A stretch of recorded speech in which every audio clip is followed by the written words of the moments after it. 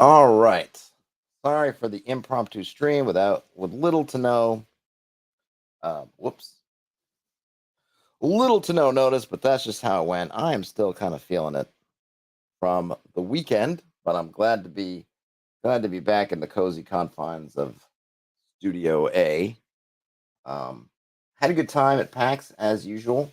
It's a fun time. I'm always probably critical of myself as to not getting as much done, not being as productive as I want to, though I got a lot. I feel like I got a lot done, of a certain kind, you know.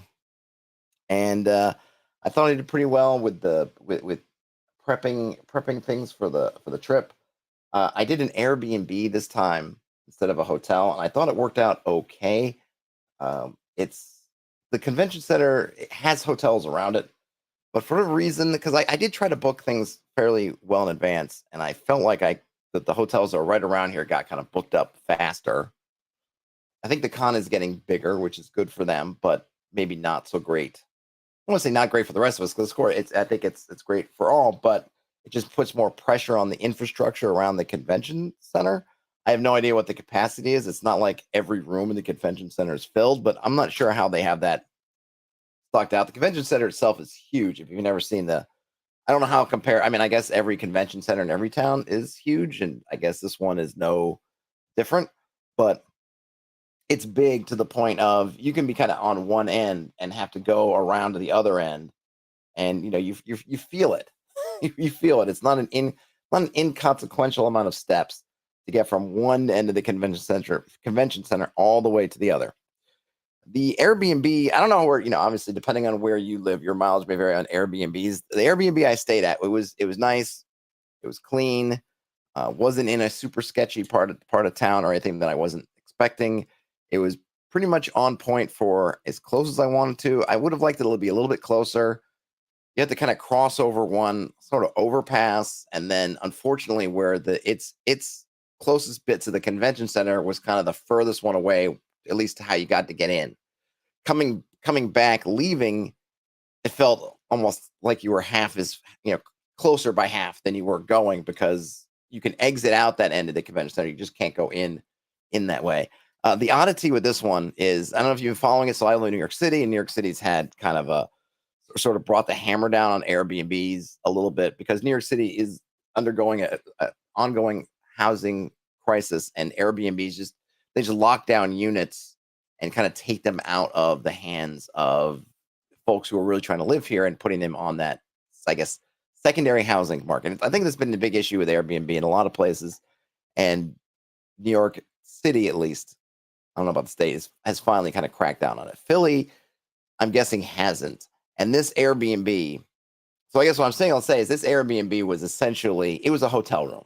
Okay. It was, if you were to walk in, if I were to take a picture of the inside of it, and I had said I was staying at a Hilton, whatever, or a Marriott, or whatever kind of lower to mid-level hotel that's just kind of decent, you would say, you would kind of, okay, like there's nothing personalized about this. This is not that apartment, which was clean, it was neat, it was a studio, it was almost laid out like a lot of hotel rooms are laid out.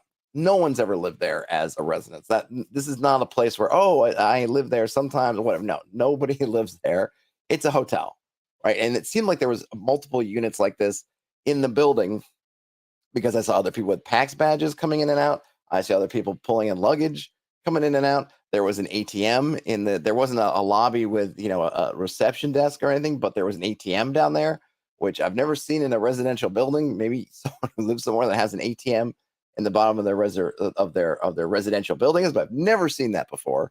There seemed to be kind of dedicated cleaning staff that almost looked like hotel staff, and it just had this vibe of, okay, some developer. I mean, who knows how it worked, but there's a building that's got a bunch of these studios in it, and they're all Airbnbs essentially operating on the secondary market. For my purposes, it worked fine, but it did feel a little bit like a little bit weird. And even the little bit of the part of town I was in that's kind of near the convention center, it didn't even, at least that block or two, like didn't even feel like really a residential block. There was like some kind of municipal buildings, and I don't know, there's just stuff going on there. It was an interesting spot. But I was close enough that I could walk to the convention center. Not so close, I felt like I could go and come back, which I really like. The first PAX Unplugged I went to, I stayed at hotels right across the street, which meant that I could just jump over there. If I wanted to take a few minutes to myself, take a quick nap or something, lay down, just kind of get a break, breather, just hop out and come back. This was just far enough away that I felt like if I walk and come back, I couldn't just walk and come back just for a couple minutes. Or if I walked and I wanted to lay down or something, I'm not going to get back up again. I'm not going to have the energy or the will to get back up.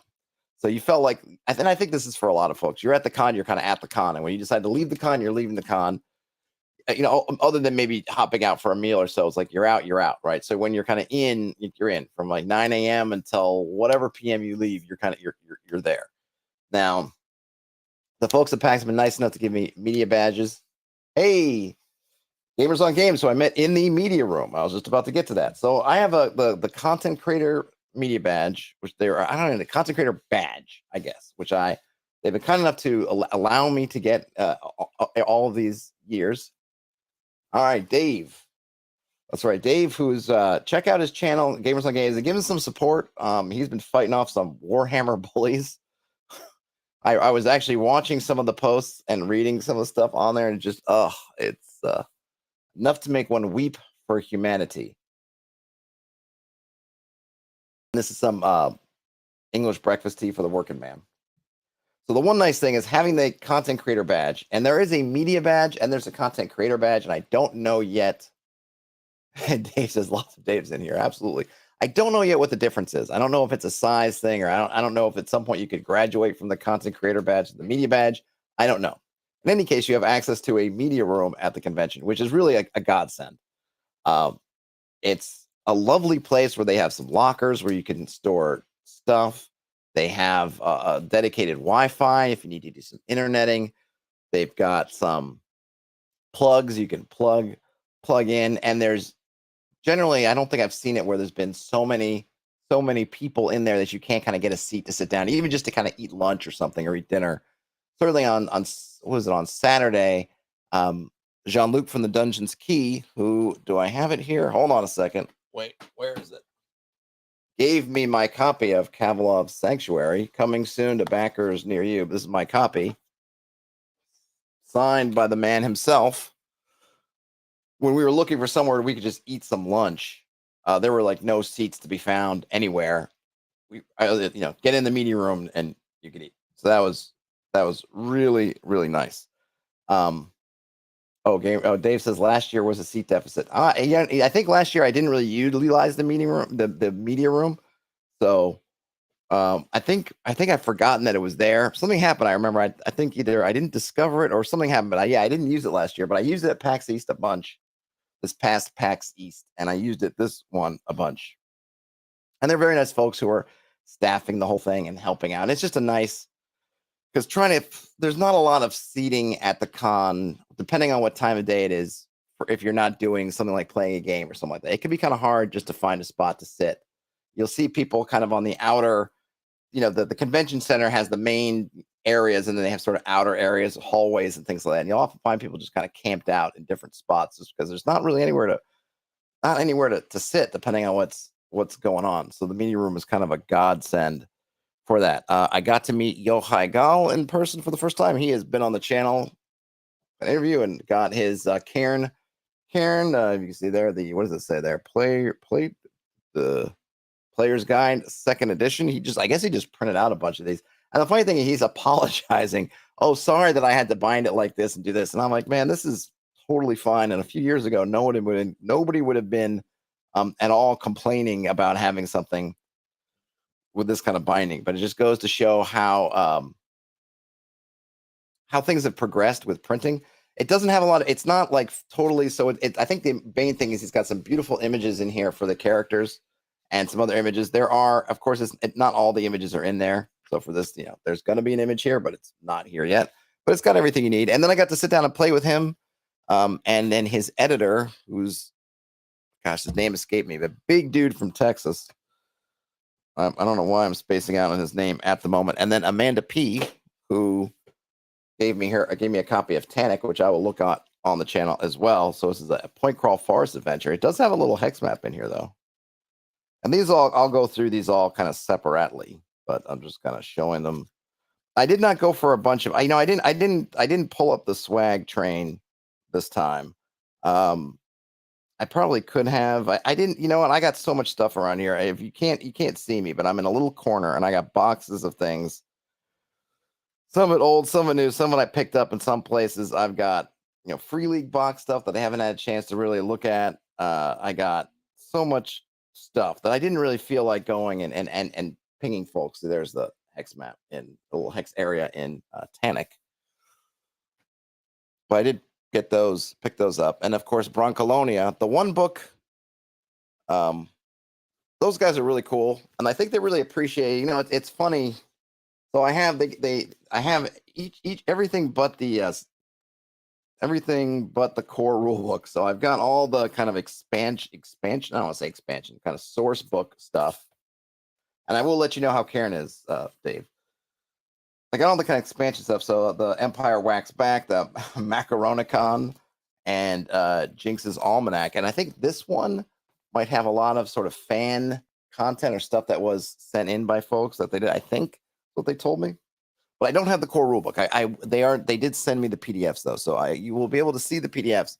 And I think that's maybe an interesting trend. I guess I saw in some of the 5e stuff. I also talked to another guy for a few minutes. They have a 5e book or 5e compatible book that's based on the Revolutionary War, sort of end of kind of colonial, the colonies into the Revolutionary War era, I guess. United States. And so you have this kind of, so, the one you have Brancolonia, which is fantasy, spaghetti fantasy in Italy. And then we've got this one, which is kind of colonial era times with no magic. So at least in the core rules, there's no magic, but they're coming out with some expansion, and you'll see it in the video. You'll see in the video when I get that one up. He mentions the guy for the. And I have to just. It's. I sorry I don't have the name off the top of my brain, but when the video comes out, you'll see it where he's talking about there's going to be some expansion where they're going to have essentially riffing on that Abraham Lincoln vampire hunter. It's Ben Franklin, who I think is fighting ghosts, something like that. But I really like this idea that maybe in this late life 5th edition era, that folks are really taking these systems or taking the kind of the core mechanics basically and really doing interesting things. So the guys from that colonial game were talking about how they're really a fan of that era of and they want to see just that kind of era of history in different cultures. So not just the US, but also mentioning Tokugawa Japan and these different areas, but in that 17th century, or I guess I should say 18th century area, or that area of time. And you've got in fantasy Italy over here, and I'm hoping we see more of that, where people were just taking and saying, what we're going to do something crazy with these 5e rules. Now I know a lot of folks are kind of sour on the whole 5th edition mechanics. It's not my favorite for sure, but and I asked the guy on the colonial game why they picked, and I don't think this is on camera. I asked him, why did you pick 5th edition? Or did you think about leaving the 5e compatible OGL zone behind, due to all the kerfuffle and all that stuff? And he mentioned that he felt that they felt safe with it now, and then I think he made a point which is valid. Not everyone's going to necessarily want to do this, but was that he felt like, well, we won some concessions and we got some ground on that. And if you get some ground, why basically vacate the field? Like we got a little bit of ground on there, so we want to keep it. We want to occupy. We won this turf, and we're going to occupy. We're not just going to abandon it. Which I thought was a fair point. But I'm hoping we're going to see more of that, maybe as sort of at least 5.0 sort of winds down, that people are going to kind of be going more and more afield. The flavor in Brancolonia seems awesome. Like I said, I'll get into it more, but fighters is bravos and all the stuff where they really just kind of just having a lot of fun with it. And I really like that they're moving away or just doing something very different than just say something kind of Faerun adjacent, or make our own kind of sort of, but not Faerun, wink, wink, wink. That they're really going, and something that's kind of near and dear to their hearts. Obviously, the designers of Brancolonia were all Italian, And certainly when I talked to the guy on the Colonial game, he had a real love for that era of history. So, they're going after stuff that they like, which I really dug a lot.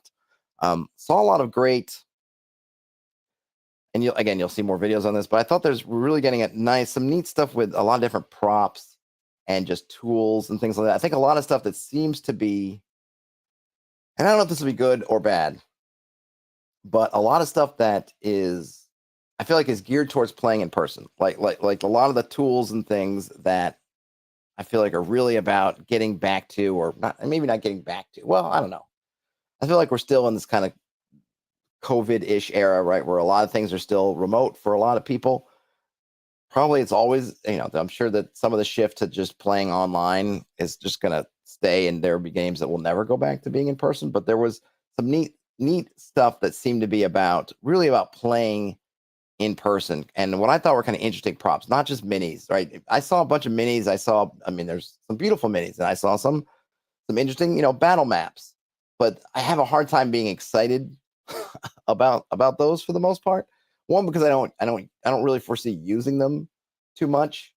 And Gamers on Games, that Dave says COVID survivor trauma is real. It absolutely is, for sure. And look, just like folks have learned to like working from home, and the proposition of going back in the office is, for a lot of folks, is like, I don't think I want to do it. I think a lot of folks are probably pretty satisfied with playing from remotely, via a VTT of some kind, or Discord or whatever. And I've had folks in my game that just moved away. When I started my home game, everybody lived in Brooklyn, and it's kind of on hiatus now. But at the end of it, nobody was in Brooklyn. We had one guy, one had to drop out. He moved to Texas. One moved to Rhode Island. One moved to Michigan. I was the only one that was still in Brooklyn. So all this stuff has happened, and it's just kind of scattered around. But there were some neat spell scrolls I saw that someone on really kind of nice paper made. And again, I have a video on that one where I went up to this, but showing having the scrolls basically with the kind of arcane language and symbology. It doesn't say, you could have a spell for fireball. It doesn't say anywhere on that's fireball, but it's got kind of arcane language, and it has symbology and things. And apparently said that, I don't know what language they used for their runes or the markings, but apparently you can translate it back to English. I don't know if they, again, I don't know what they used for their tool, so you can do it. But it's just neat, because what I like about it is it's something that, you find a scroll in a chest, and you can actually hand the scroll to that player, right? Wizard, or whomever, you found this, and they can unroll it and they can see it. And what's kind of cool about it is, if you're playing in a game where you need to identify your scrolls or do something to it to figure out, like, the player, it's like a little puzzle there. And I didn't look at all of them to see, like, oh, this is fireball. How much can I tell if it's fireball or not, right? But it just seemed like a really neat thing you could have. And I really like these physical pieces, like having, physical coins and things, or having minis is similar. But these other kind of props, I think, are really neat. And you could have them digitally, but obviously when you can just hand something, you could roll up this piece of paper, maybe put a ribbon on, or maybe put it into some kind of holder, and then you can hand it over, and they open it up and see. It's just really neat. And they had them for D&D, and they also had them for Mort Borg. And again, Mort Borg as a system, right? I think anybody can use a spell. You basically everything's through scrolls. So you can literally have the scroll physically, and then when you cast it, or I forget whatever they do in Mort Borg, if I don't know if they call it casting and do something else. Whenever you use that scroll, you have to, you give it back. And it's this great little interaction physically at the table. But it's, it's really for playing in person, right? Because if I were to do a picture of it and send it to you over Discord, it's kind of not the same thing. RBG Grandma says, I think there's room for both in person and via the computer playing for long distance. I really hope the community just keeps pushing for self-generated creativity and third party, not just spoon fed. I think in terms of OSR, I think that's always going to be there, right? I just think the ethos is very strong, and it's communicated kind of at all levels, to that you were sort of the captain of your ship, if you will. Though I think, there's room for spoon feeding too, right? Because some folks just don't have the time, the energy, whatever, to create stuff, right? And I think that's always been maybe not always been, but it's for a long time been the driver of kind of modules, adventures. Now, what I saw, and this one I did post already, and what's it called again? The what was it called? I posted it yesterday. Was it the shoot? Hold on, I'm looking at the name. Hamill's House of Oddities, which it which RPG Grandma is probably the thing you would say the least. Now it's not a huge company. It's not Hasbro, it's not Wizards, but it's basically a $500 campaign in a box. So right, it's not something that I could see myself buying at any point. But I have to say, if you're in the if you've got more money than time, and you want something that is beautiful, and and of course for that price tag, you do get digital and analog assets, but the stuff is gorgeous. I mean, it is beautiful, and you get everything to run this campaign in the box, including kind of what were they? It's sort of magnetic, not minis, but they were sort of magnetic tiles or tokens for the monsters that were the size that they would be on the battle map. So a small creature would have a token this big, and then you get a dragon would have a token that big, whatever, and all beautifully illustrated. But it is $500, which when I heard him say it, I was like, oosh, that's a lot of money. But people do yes, too rich for my blood. I think it's going to be too rich for a lot of people's blood. But I also would not have thought that like the Beatles and Grimms who were there, and I didn't get to talk to them, kind of folks are there who are also doing those sorts of things too, right? So people pay how much? I mean, how much is a Beetle and Grimm's setup for a Curse of Strahd, something like that? It's not cheap either, right? If I don't know, Beetle and is that right? Is Beetle and Grimm? What's your average Beetle and Grimm? So if I go to a Beetle and Grimm thing, products, premium boxed editions. All right, so here's to put it in perspective. Okay, so a premium boxed edition of, let's just see, let's pick an adventure here. Let's see. All right, well, I guess this one. So Dragonlance. So Dragonlance Shadow of the Dragon Queen Steel Edition is $300 from Beetle and Grimm. And it's got similar stuff, but I'm guessing. Okay, so in the Beetle and Grimm version, you get the I don't know if it's the book or a book. You get a book broken into 5 booklets. So you get a player only character creation booklet, 4 area maps, locations, 13-page dungeon maps, 12 gridded battle maps, 25 in-world handouts, 4 in-world artifacts, 60 encounter cards, 27 affiliation cards, art pulled from the book, 3 bonus encounters. So you get a lot of stuff. This is similar, though I'm not sure. I can't tell from there if you actually get the actual module with with all the Beetle and Grimm stuff. So on the one hand, you think, okay, well, this other thing is $200 more than that, but I don't know if the content we're at least you get all the physical. If you still have to buy Dragon Queen separately, or whatever, Dragonlance separately, and you want it both physically and digitally, that's about another, what is that, like another 80, 90, $100? So I don't know if it might be more similar in price, but it's super expensive. But like I said, Beetle and Grimm's is popular, right? People buy it a lot, so there's a market for that. It's not me. I want but I will say it was beautiful. I will say if they wanted to send me one, I'd be happy to look at one in more detail. But I'm not going to be putting that on my Christmas list anytime soon. Well, there was a nice story there, I guess. Not that necessarily makes the price any better, but the author of the piece, I talked to him for a minute, and the other guy says also, but it was his daughter that did all the illustrations for the book. So it's like a father-daughter kind of duo, and her art is beautiful, all very beautiful style. Barbecue Grandma says here, encouraging people to create is how we get new games, new ideas for old games, future creators. We don't get creativity by discouraging or micromanaging creativity. We want folks to play. Oh yeah, I totally agree. I totally agree. But like I said, I think there are folks who, there is a certain, what do I want to call it? What do I want to say about it?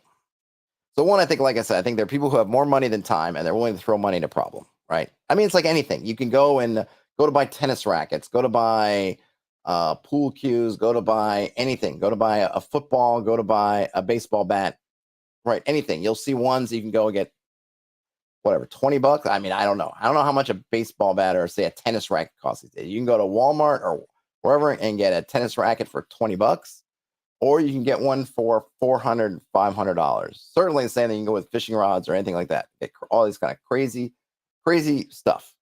And there are people for both markets. And hey, look, if you've got $500 and you want to drop it on something, it's certainly not a big corporate kind of thing. It's, at least at this point, it's kind of small and whatever. And that might also be why the pricing's higher, because they don't have those economies of scale behind them. But yeah, I mean, look, most of the stuff I do on this channel is trying to help folks create stuff on my own. So I'm totally down there. And I think I think it's not just the products, right? It's also how those products are created. I bought the box sets back in the day. I bought modules back in the day, but the ones, at least the ones that I like the best, like Keep on the Borderlands and an Isle of Dread and things like that, they had a lot of room in there to be creative. Like the Dragonlance, and I know I didn't pick that one to pick on Dragonlance, but Dragonlance back in the day, and I think Dragonlance now, were that other way where they were super confined and they didn't allow a lot of creativity. And that was just the nature of it, because you were playing through this kind of licensed property. And I don't have the whole catalog of 5th edition stuff. I think they've kind of gone up and down, right? Because obviously Curse of Strahd does a pretty good job of opening up Barovia and giving people a lot of freedom. And I think a lot of people are really enjoying that. And then you have things like Dragonlance and some other modules where it's very much this kind of narrow. I mean, Lost Mines of Phandelver gives you a pretty wide open kind of freedom to sort of do what you want and be creative with it and do things. And then other modules, not so much. But it was kind of a neat thing to see. And it just back to that kind of theme of sort of props and doing things, and maybe an emphasis on, maybe not an emphasis in the right word, but what I liked, I guess I'll say that what I appreciated was both, they were both both kind of in person and thinking digitally, right? At same price. I know it's a pretty out there price, but at least you're getting everything together, and it's not like, oh, buy it physically, then you got to buy it separate digitally. Like they're trying to give you stuff that you can do both things on, which is cool. I only played one game, and that was so that was Karen. Whoops. That was Karen. With Yohai Gal and Amanda P and the editor on the book, who I apologize in advance that I've forgotten his name. Is it in the book? Because I would love to be able to say his name, but I don't know if there's any. I don't see any kind of. There's no authorial page, and that was a lot of fun. And it was. I don't know what it was. It was just.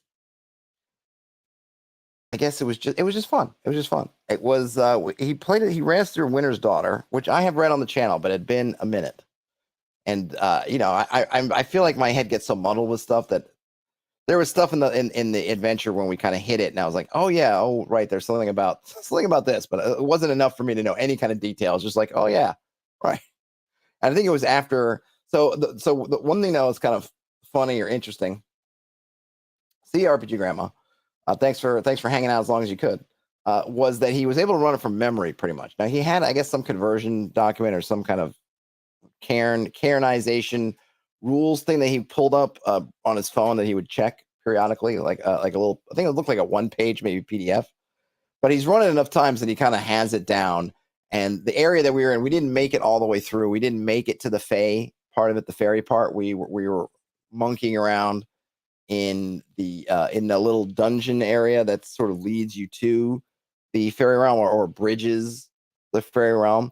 and he's very comfortable with it. And I was fascinated by that because I don't think there's any module I know by heart. And he said there was a couple of them that he could pretty much run because he's run them so many times that he could do it. I don't think I've run anything that many times. I don't have that ability. I maybe could just make something up. Probably wouldn't be very good, but I can make something up. But running a module from memory like that. I mean, granted, the dungeon's fairly simple, and I can see what he's saying about it. It is symmetrical and gives you things that if you kind of remember it, you sort of got it. But we made our own characters, which was fun. I like the systems in here for making characters similar to, so you basically, you roll your, they don't have all the stats. It's, what is it? Like it's, I think it's a three stat attributes. And then you roll for, your character, and then you roll for a couple things about your character. So we spent a little time doing that. And then, we sat there for a minute and tried to kind of construct a sort of unified story out of it. And so my character, I ended up rolling a couple things. I never got to use the one. I rolled up that I was a werewolf, but I never actually turned into wolf form. And we only got into a couple of really one combat over the whole time. So I didn't have any, it wasn't pushed to the point where I might want to transform myself into a wolf. But I also was an heir, or I got some letter that said I was heir to potentially some kind of fairy nobility, and I also had a treasure map.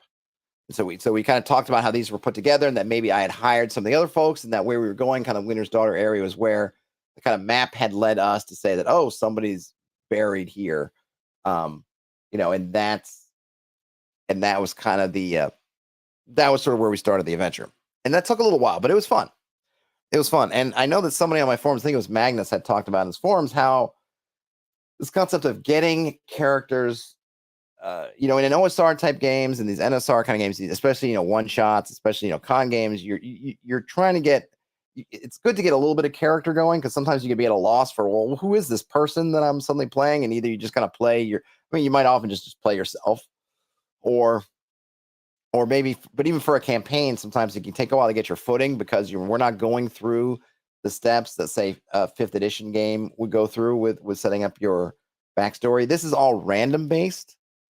So you're just rolling dice and getting stuff, but it kind of works. It's just giving you something. So I forget the name of my class, and here I have this, okay, I've got this thing in this book. It's so great. I just started taking on this. I said, okay, my clear role is I'm trying to discover this, get to the bottom of this map and my inheritance and my title, perhaps. And so that's kind of my jam. That's what's really important to me. And that just gave me a through line. Not something that's going to lead me away from the adventure. It's in the adventure, because the adventure is, I presume anyway, everything was telling me that this adventure, whatever this place we were going to, was key to my story.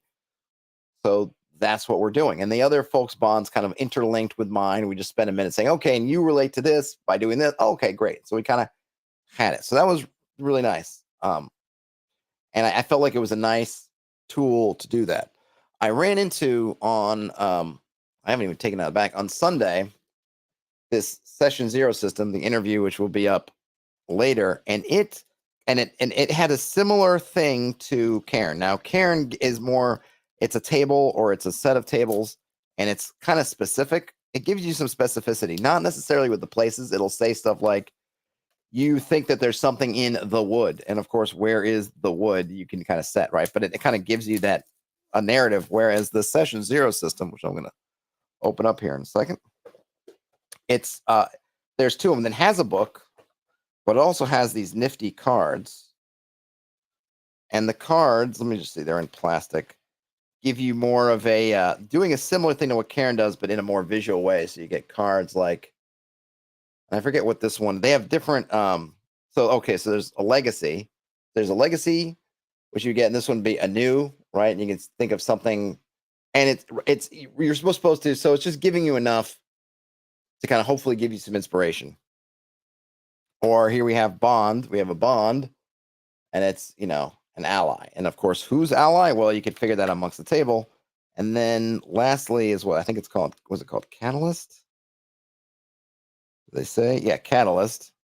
So these Catalyst cards, and then a faction rises or a city is saved. Gamers on Games. Thank you so much, Dave. Doing some work there. I'll post it on the screen.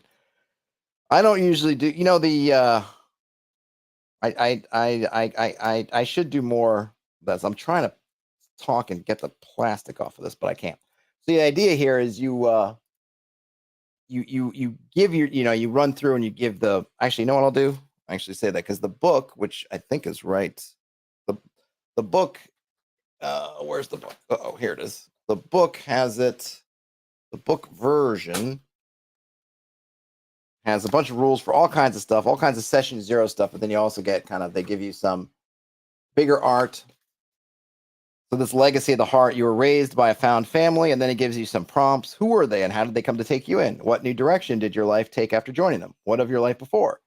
Did you come to love these people, or are there more complicated feelings between you? And I just think these are really, really great. And I feel like for your OSR kind of game where you're going with basically no backstory to having some things, and like I said, you don't have to. So you have something like this, a catalyst, right? So you have two catalyst choices.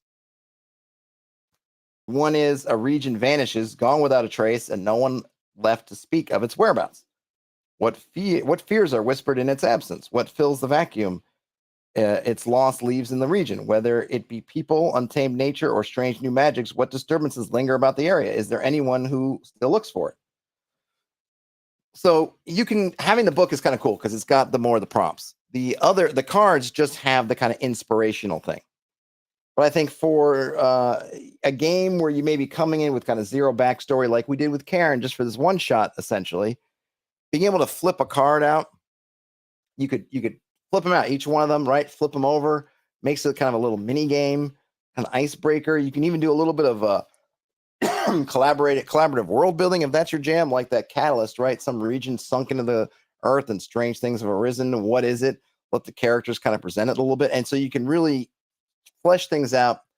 And I think giving players that little bit of embedding. I know that classically, right, it's just like, oh, I'm just a guy looking for treasure, and that works. I've done that. It's fine, right? It works. And if you're playing in that more of a, I guess, almost the more that kind of style, right? If we're getting back into being more like, say, a muster kind of thing, right? You're almost playing more as kind of a part of a part of a whole as opposed to the whole itself. Then you might think like, I don't need any of this stuff. But I think a lot of folks, it helps. It helps them. And I think it helps the GMs also. Then something like this where you can just, to me, I was looking like, man, you can just quickly just hand some of these out there, shuffle them up, hand them out. And one thing I also thought was good, was great, was that you could potentially just, because it's a deck of cards, one thing you could do is, if you don't want there to be multiples of the same, and when I mentioned during an interview, and the lady said that, like, well, like my version of this having the same card might be very different from your version. So you could have people having the same cards and they would still be very different, which I think is true. But it just like, you could have it so, okay, I'm giving everybody a card. So when I've dealt out, let's say I have 3 players and deal out 3 of each of these, and I think there's 10 cards each one. So you have or 20. No, it's 20 because you can roll them as a table. I think in the book there's a tabular version. So I think there's 20 cards in each, 60 cards overall. So you can roll on these, or in my case, shuffle them out and know that everybody's got a different set, that nobody's going to have the same thing, which I think is kind of a neat thing, that you can't guarantee with dice because people could roll the same dice, right? Now, granted, everyone could still, even with, like she said, rolling the same results, do vastly different things with them. But I just like the idea that you could kind of guarantee that everyone's going to have something kind of a little bit different. That was really cool. It was really fun playing with Yohai and Amanda P. They were great. I got to hang out with Jean-Luc, like I said, the Dungeons Key a little bit. We walked around a bunch and had lunch on Saturday. That was fun. Talked to Doug over at Free League on Sunday. That was also fun. I didn't run into anybody weird and unusual, except for maybe Dave from Gamers on Games. No, I'm kidding. He was great. He was like holding court. Dave over there, Gamers on Games, is like holding court in the media room. I'm just kind of sitting in the corner trying to fade into the upholstery.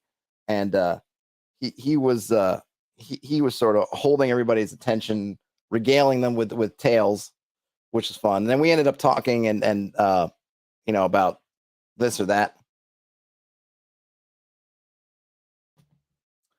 Gamers on Game said, or Dave says, I gotta remember to say Dave rather than Gamers on Game, says that a different event, different perspective, or different events perpetrated by the same big bad. Yeah, absolutely. There are tons of ways to run it, but they're really cool. I have a feeling, and I mentioned this, I don't know if it was on that interview or not, that there are going to be the kind of some types, because they have stuff. There's a lot of stuff in this book. It's not just about that. Like half the book is devoted to that art stuff. There's a lot of stuff on, and I think this is really helpful things. Yes, correct, Dave. A lot of helpful things on setting expectations, setting your mood and your tone, house rules, safety tools, all those kind of things. I know some folks are going to up their nose or thumb their nose or whatever. It's safety tools or no, grumble, grumble, grumble.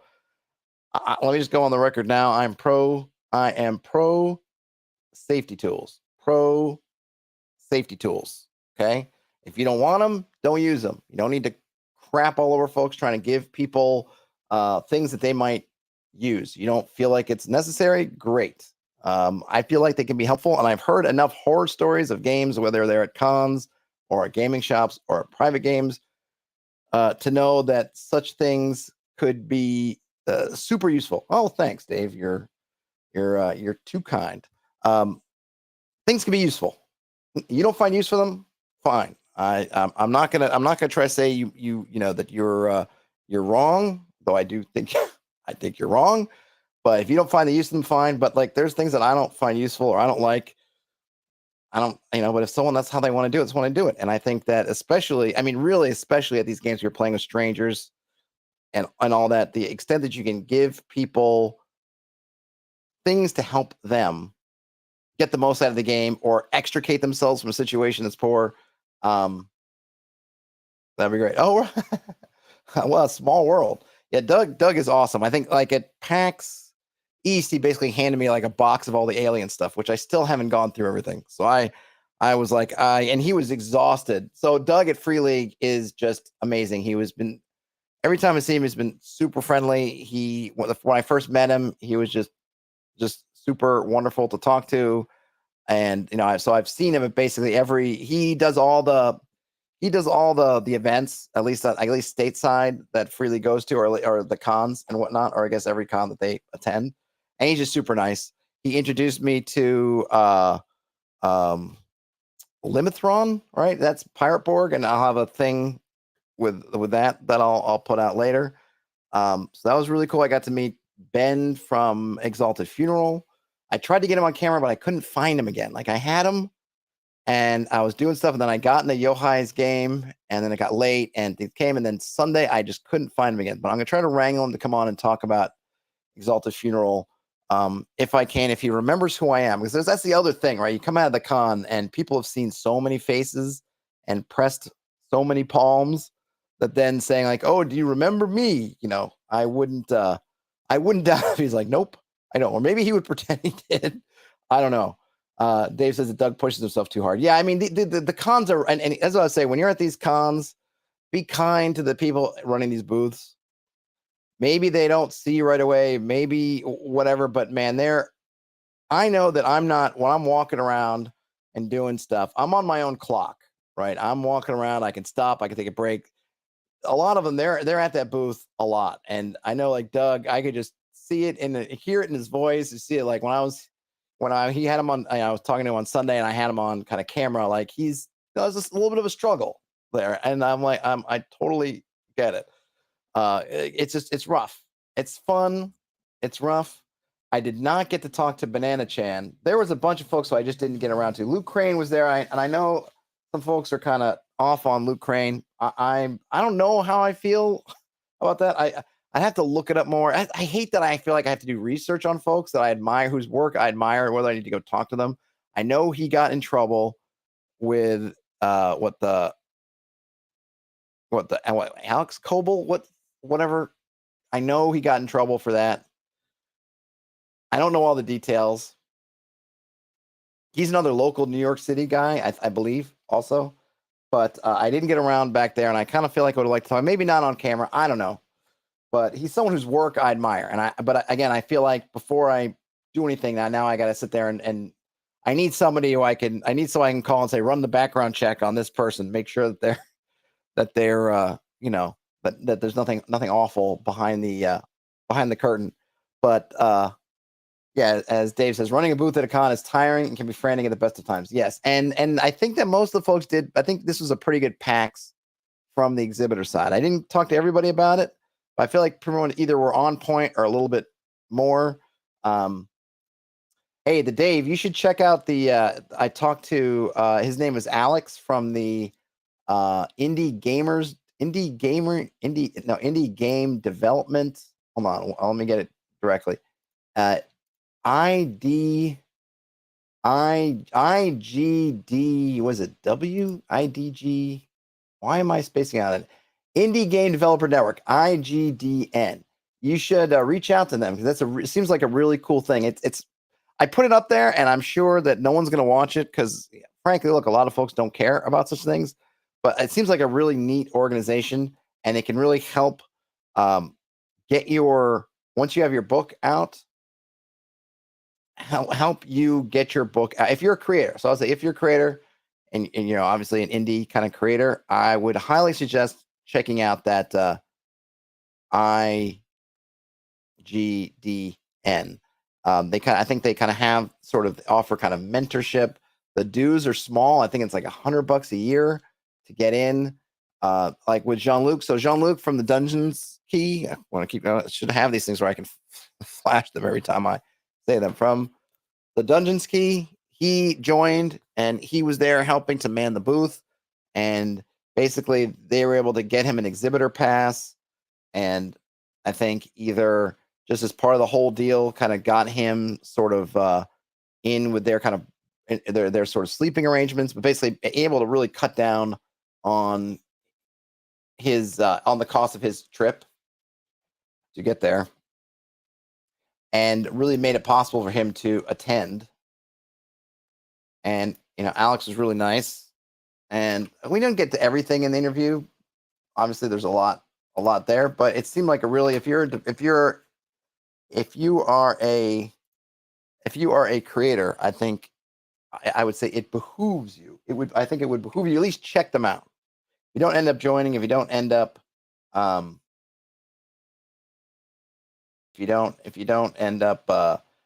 going for it, but I think check it out. Check it out. It's worthwhile. And I'm trying to think what are other stuff. Oh, there was really one thing I didn't do. One thing I didn't get into last time is this time we went to so what happened is I took the train on Thursday, and then my wife and daughter came up they drove up Friday afternoon, kind of evening. So and when I've been there before, I don't know why, because the convention center is right next to the, I guess, Philadelphia Chinatown. And I just never really engaged with it the last couple times. I always was going the other direction. But this time we went in there, and there was some really good food there. Really good food there. That I feel like, other than Reading Terminal Market, I would just go into Chinatown every night. And we had some Peking duck on, was it Saturday? Was it Saturday? No, it might have been Friday night. Yeah, it was Friday night because I ate Saturday. I ate at the con. Friday night Peking duck at this place in Pennsylvania Chinatown or Philly Chinatown. Really, really excellent. And we had lunch Sunday at another place in Chinatown. These are all like just within a couple blocks of the convention center. Also, really, really good. I don't know why I never did that before, but I didn't. I'm trying to think. What else? I did run into one other YouTuber person. It's a board gaming channel, a much bigger channel than me. But I saw her walking around with her son, and I always say that I regret not saying something to people when I see them like that. And so this time I said, I'll stop and say hi. So I said hi, and she was really nice. I just chatted with her for a minute and then left. Oh, I did see the Stockholm Cartel folks. I just popped in and said hi. I'm sure. I don't know if they were really remembered me or not because I had them on. They came and had the interview on the channel. Morkborg interview, but that Morkborg interview, man, how long ago was that now? Let me just see. That Morkborg interview was March 24, 2022. So yeah, a year and a half ago plus. More than a year and a half ago. So it was a ways ago. But I said hi to them. Morkborg is so big now. No, it wasn't Family Gamers. It was Ant Lab Games. They changed their name and then kind of changed it back, but I think Ant Lab Games they still have. And it's a couple. And I just enjoyed their content on so I check out when I'm looking at board gaming kind of stuff. And yes, Reading Terminal Market was really good. Got some great donuts, some great Cajun food, which I wasn't expecting. I had a shawarma sandwich or wrap that was really good out of there. What was I saying? Oh yeah, so I went and said hi to them. And they humored me. If they didn't remember me, they humored me. But I think I said, "Hey, remember your internet connection kept breaking down?" He's like, "Oh yeah." So I was gonna say Morkborg, like it's pretty much its own genre now, right? It's kind of crazy how it's just blown up to the fact that they were running this game at the convention where they had a little map with all the different Morkborg people who've done kind of Morkborg material on it. And I think there's ended up being 9 or 10 of these spots on the map. And you could run around. I don't think I have a copy of the map because I started to do it and then I gave up on it. And then you went around to each one of them. And oh yeah, definitely. Yeah. Oh, Dave's got it. Bex, absolutely. And then Nightbot. Dave, you ran afoul of Nightbot. It's a coming of age story here to have Nightbot grab you for all capsing. Yeah, so there were enough Morkborg related products or creators with Morkborg material at the con that they had 9 of them on this map. You could go get stamps on all of them, and then you could hand in. I guess you hand in the map or you put your information, and then they were doing drawings. And I just saw on Saturday, man, the amount of people gathered around for these drawings. They're chanting Morkborg. It was a big kind of deal, right? And it's just crazy how it's exploded. So I mean, props to them. I think one of them actually just finally quit their day job to go full time doing role, RPG stuff, which is crazy. I mean, if you think about that, like as not just a note of caution, if you're in this field, like if you think of how big Morkborg's been over the last several years, and I think it's the illustrator. Which is it, Pele or Johan? I think it's Johan, right? Johan Noor, the illustrator, is just now quitting his job to go full time, basically Morkborg or full time Stockholm Cartel.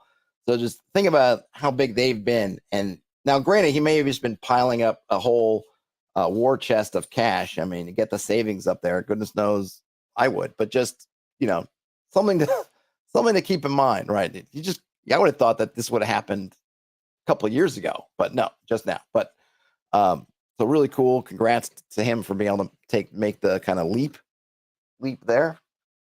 But it was it's just wild to see how it's just blown. It is all the different Borgs, just the whole art style that he brought, popularizing that this kind of size book with hardcover. It's just his whole design style, that kind of Morkborg. I mean, it's what is it? You want to say the Morkborg style, the Morkborg. What is it? It's a Borg. It's what is this? It's Borg in space. What's this? It's Borg, a pirate Borg. I mean, that's the cyborg. I mean, it's just Borg. The Borg have become the Borg of Star Trek fame, right? They're just assimilating everything. As Dave says, as messed up as Morkborg is as a concept, people are nice. Totally nice. And but really just fascinating to see. I didn't do any panels. I didn't go see any panels, so I didn't see anything. I didn't watch Acquisition Incorporated. I kind of do like to watch some of the Acquisition Incorporated game. I do find them. I usually have to watch them. I can't just do it usually in one burst, but I'll put it in the background. But I didn't go watch. I didn't actually stay all that late. You just get tired. I mean, this is the thing. That's why I feel for the booth folks, because by the time the booths are closing at 6 or something, man, I'm kind of halfway or more done myself, and I'm ready to like get something to eat. And then, is there anybody left to do? Not anything left to do, and then kind of like fade out into the night. Whereas folks are they're just getting started. My cousin ended up coming with his gaming group, and they were there till like midnight. Or I think everything closes down at about midnight. I think, more or less, and they were basically shutting it down every night. Getting there at 9 in the morning or around then, because they were doing a lot of board games and the RPGs. My cousin likes to do the board games, kind of these board game tournaments, and you got to be there at 9 to get in line, because the systems. Let me say this: hey Dave, absolutely, yeah, keep in touch, and yeah, let me know. Let's do something. So one of the things is that where I feel like PAX could take it up a notch is the con is fairly well organized. Now, they did move people around, and so one of the things with that board map is some of the locations were not accurate, and that threw things off.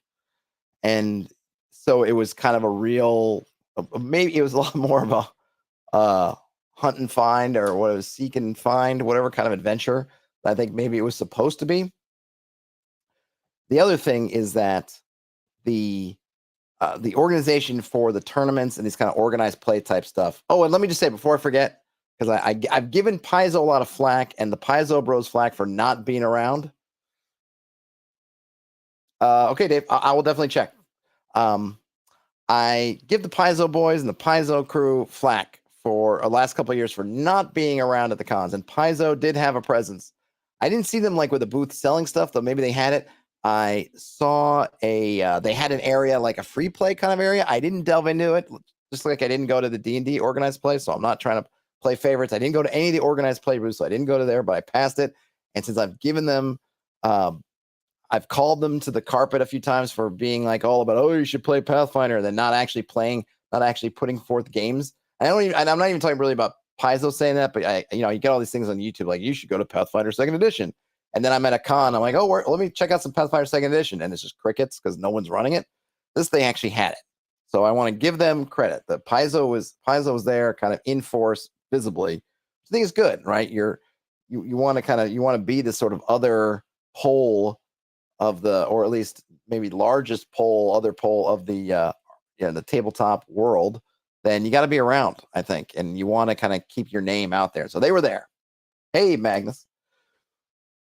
So they were there. So I give them credit for that. I didn't do any panels. I didn't do anything. The only game I played was Yohai's game. That was it for that. So I'm not sure if there were any kind of goodies done. I missed it. It was kind of cool to see some kids, and I remember talking to them and up in the, because some of the folks who were also media or content creator types have brought some of their kids with them. And talking to them, and they were interested in like learning D&D, and there were lots of these. That's the other nice thing. There were from the Wizards' perspective, anyways, there were lots of these kind of workshops. Like every 2 hours, there's like an hour and a half workshop to learn how to play, and there was also a shorter version, like a 30-minute version of playing. So if you were someone who's curious about at least D&D, really easy to get involved. I think Free League had a room where they were running their games, which I didn't get to check out. So it was great to see, and the con was packed. So in terms of kind of the vibrancy and that it was really kind of packed up. And I guess something that I appreciate about, and I guess this is probably true of all the cons, though I don't know. I've really only been to the PAXs and like this really tiny cons, is that for something like this, presuming you're not into you don't have someone who just hates all tabletop kind of stuff, right? They're only video gamers.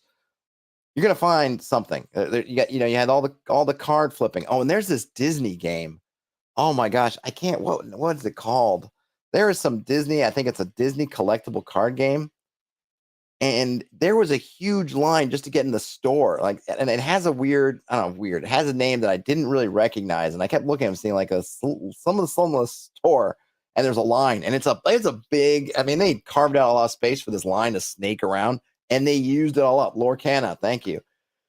I don't know where this Lorcana came from. I had not heard of it before the con, but it was massive, and it's like, well, there it is, the rich getting richer, because as if Disney needs more revenue streams. Here comes Lorcana, which seemed to be huge, huge in the in the kind of card space. But you've got you got that card game, people playing that. You got Magic was going on. You had other card games going on. I didn't get to check out Netrunner, which Dave had mentioned Netrunner, and I forgot, and it just occurred to me, I meant to get over to check out, because Netrunner's back, and I wanted to talk to those guys. I didn't get a chance to get over there. Totally forgot.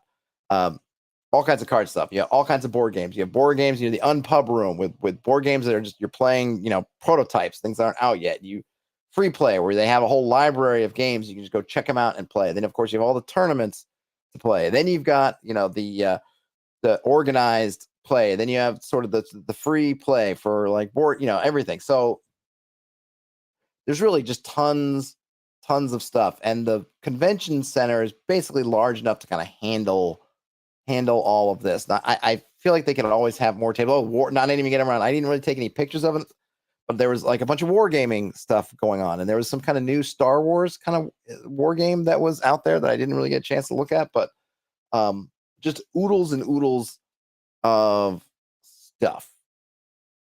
So if you're and I think, and I'd love to go to Gary. There's a lot of cons I want to go to. I want to try North Texas RPG Con. I want to go to try Gamehole Con. I've heard really good things about it. I want to try to go to Gary Con. And I want to try to go to Gen Con.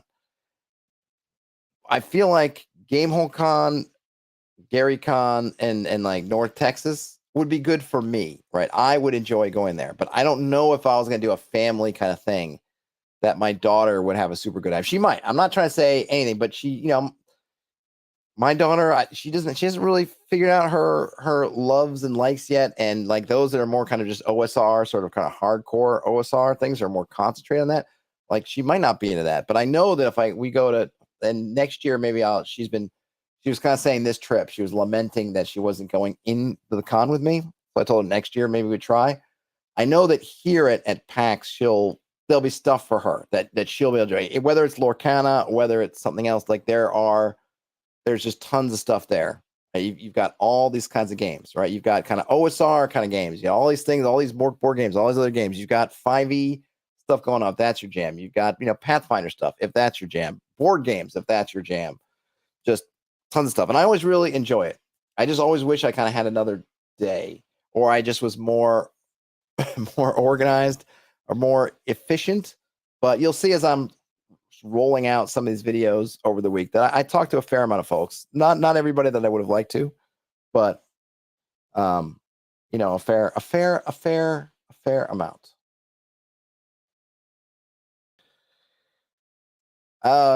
Jay Scott, I didn't see. Were you there? Were you running games this year, Jay Scott? I have really fond memories of your 1 hour D&D from last year, but I did not make it down at all to the free play room. So if you were down there, I totally missed it. I never went down to that. I don't think I went down to that floor at all. Predator says what makes the con is the open gaming room. A bustling open gaming room with people playing games is the best. And that was something that's really neat. To your point, Frederick, is not only in the open gaming area, but what's really cool was, I just thought it was neat, just wild. As you're walking around the convention, there's some of the eating areas, and one eating area was closed, but all the tables and chairs were there. And all you would see was people at the tables and chairs with the game they just bought, and they got it open, and they're reading the rules, and they're getting down to play. And I just thought it was awesome, just walking around, just seeing people just playing games. Like everywhere you look, there are folks either reading their instruction booklets or, punching out the counters, or have it set up and have a couple of their buddies there playing this new game that they just got, that they're super hyped up about. Super cool. And the other thing I will say about PAX, and I think this is true of the other cons too, but it's just amazing.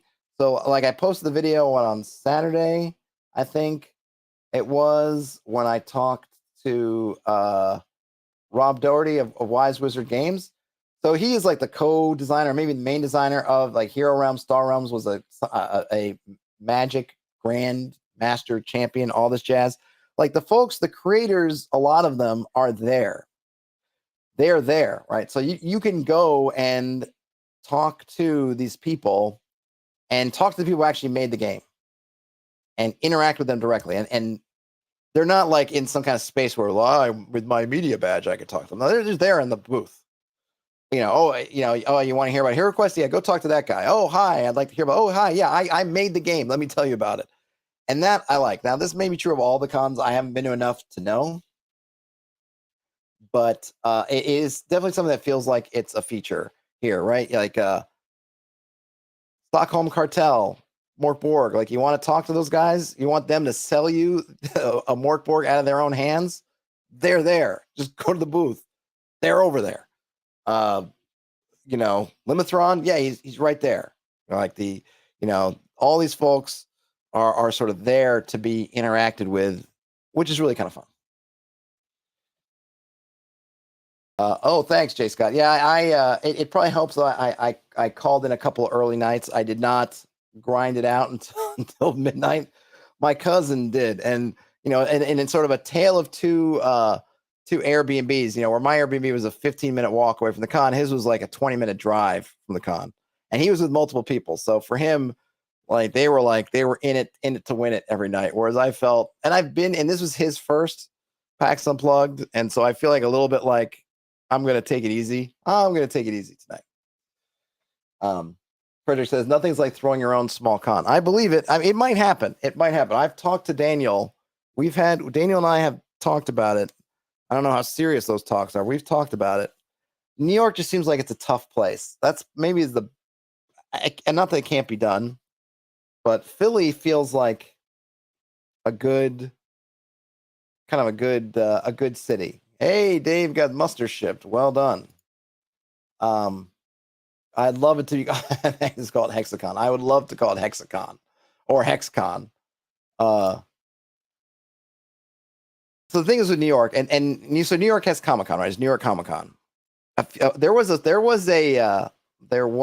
point, at least 1 year when I went to one of the, I haven't gone in a few years, but there was a maybe 2 or 3 year period where I went like 3 years in a row. I went to New York Comic-Con, and at least one of the years they did have a pretty good RPG presence, or at least D&D Wizards had a presence there. But it's much more comics related. The problem is that you have like the Javits, which is where they held it, which is New York's giant convention center. New York's just very expensive for folks, and there's not a lot of downtimes for the city. I mean, I think there are some. I think I read somewhere, I think it was on might have been on like a talk show or something talking about, the best time to go visit New York City in terms of pricing is like February. And why? Because it's the dead of winter. It's usually kind of cruddy outside. It's cold. So sure, that's probably the best time to go. But even then, like, it's not great. Philly, I think, is in a spot which is pretty good. It's a big city. It's not New York big, but it's a big city. So it's got a good transportation hub there. It was easy for me to take the train from New York. You got there's a airport, a decent sized airport that's near there. That's good, and it's got a pretty good infrastructure around it in terms of hotels, places to stay. There's probably going to be put more pressure on that as time goes on, and I might need to have to think about how early I need to reserve my next year's spot and kind of get into some kind of groove with that. But you can do it. PAX East in Boston, kind of the same thing. I stay with my cousin. I'm able to flop on his couch, so I got that part covered.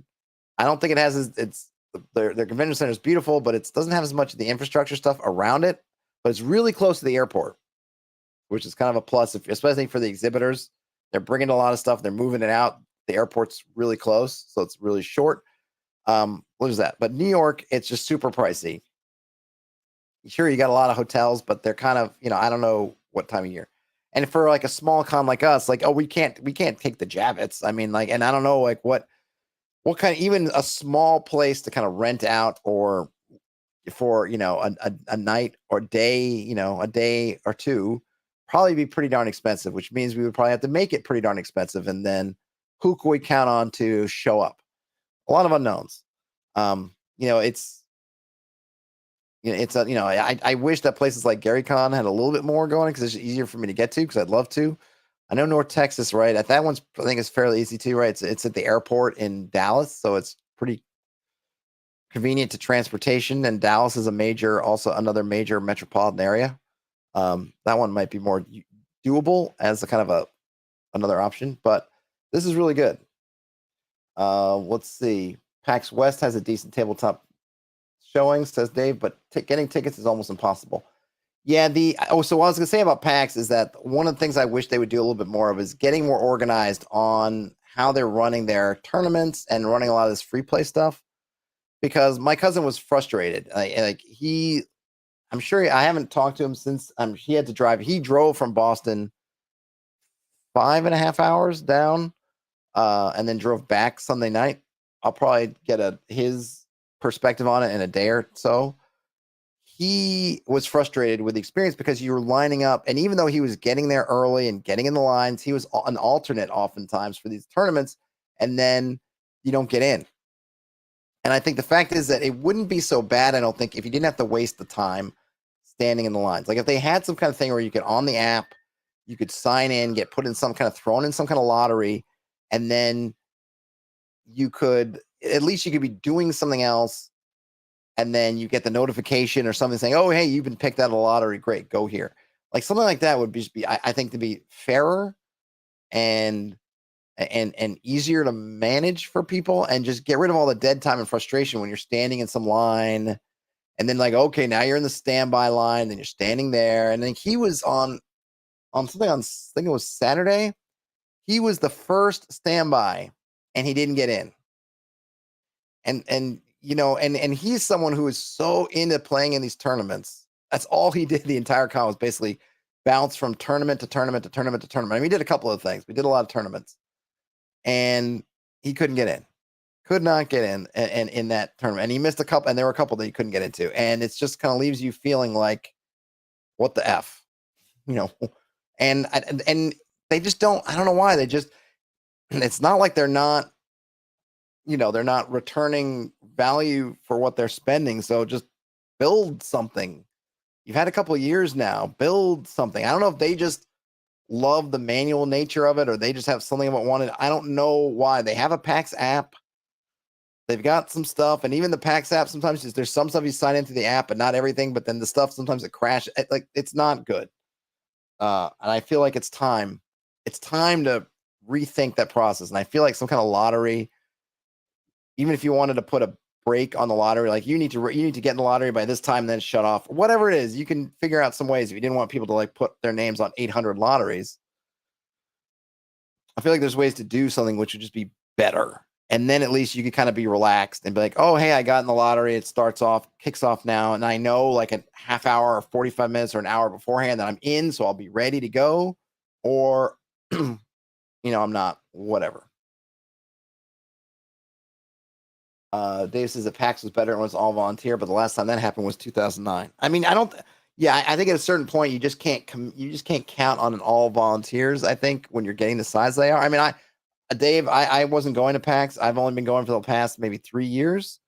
So I have no idea what it's like in the aughts, so to speak. I really dig it. I really like it. They've been really good to me. So I have really nothing.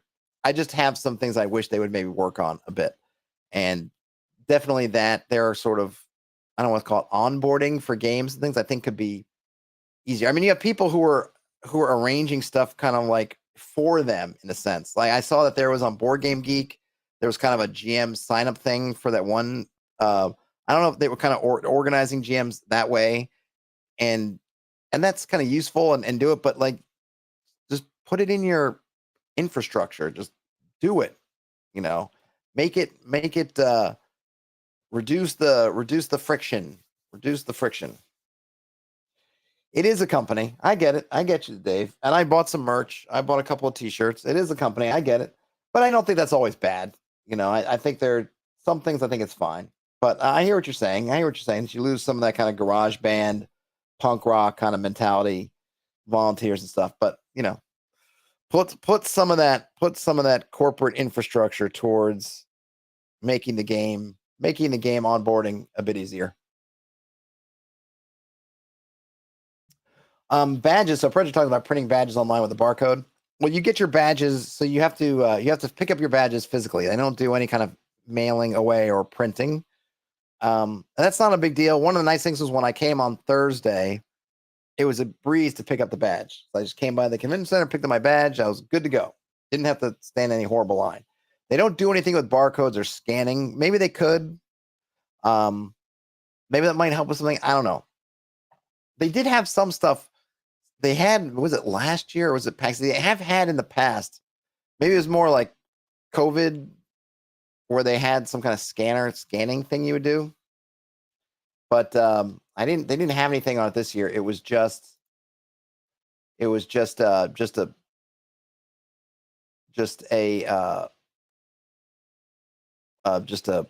regular badge. Nothing special. But these are all kind of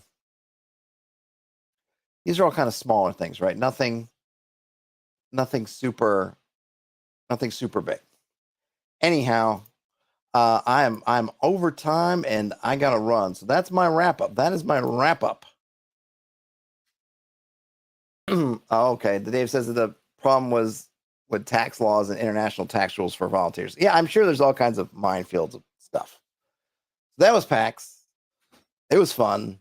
I'll be back tomorrow. I'll have Justin Alexander, aka the Alexandrian, on tomorrow to talk. So check in for that. That'll be at 1 p.m. Eastern. So come back for that. I'll probably schedule it this evening so that it can pop up. He's been making the rounds, and it's time for him to land in my little hex. So we'll have that going on. But everyone else, or everyone, not else, everybody, if you're at PAX, hope you had a great time. Other than that, folks, game on, everybody. And I'll talk to you later. Bye now.